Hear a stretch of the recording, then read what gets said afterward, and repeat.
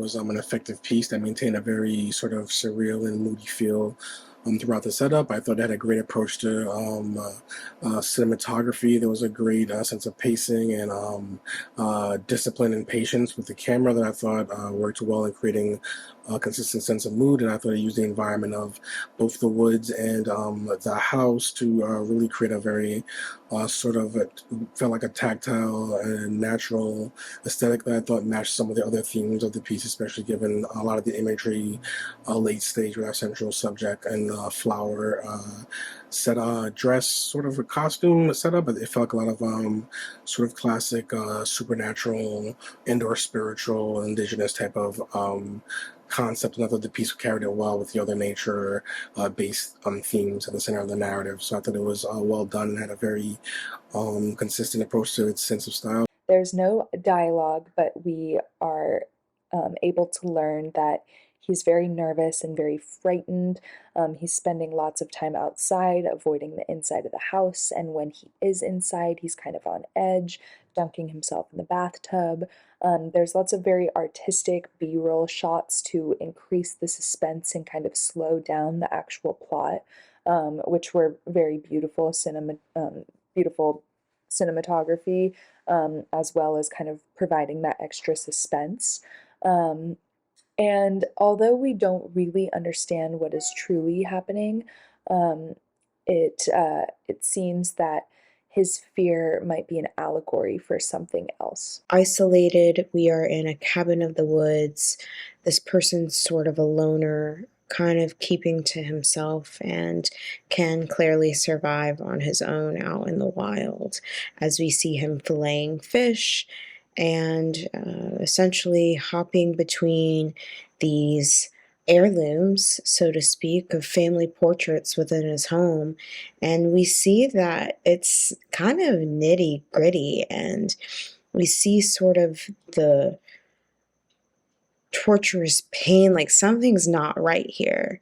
It kind of gives a nod to essentially Midsommar by Ari Aster, in the sequence of, at the very end, in a sense, we see our main character dress as a king of this land. But moments before, we're seeing him scream underneath a blanket and underneath the sheets. He's having a mental breakdown, so to speak.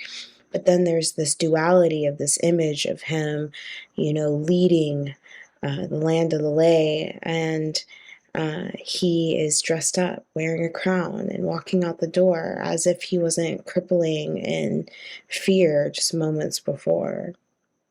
We definitely get this eerie aspect, and my mind goes back to this image of him just staring at the tree and just kind of getting lost in the moss. And it really shows how our lead character, like, there's a screw loose and he's not all the way there. And think about what it's like to be isolated for such a long time. We realize that human connection is really important. All throughout it, there was just this unending sense of unease, that just something was terribly, terribly wrong.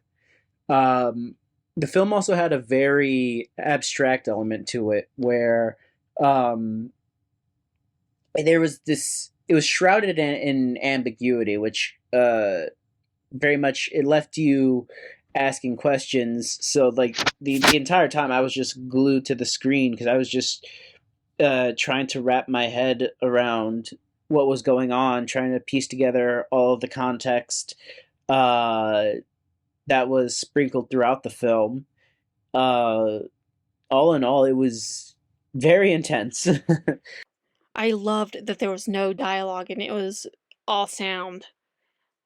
The prop, the heirloom, which was the portrait, I'm guessing, because it's the first thing that was focused on the most, it's quite creepy, to the point where I wouldn't be running away from home. I'd be burning that thing. It's especially since it's causing the main character to have some psychotic episodes. This is very much creepy and just unnerving through the whole thing, to the point where you kind of want to look away, but you don't at the same time.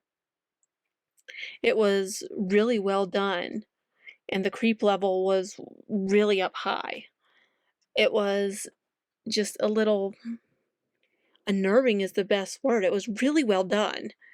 The score, the sounds, the story, it all went really well. The acting was top notch because you could see that he was slowly getting crazier and crazier. I loved how they kind of amped things up and they used the background noises and they used this kind of ominous feel so well. They amped up the anticipation at every turn, and that just kind of put the audience on edge, which I think is what they were going for. I definitely felt on edge while I was watching it.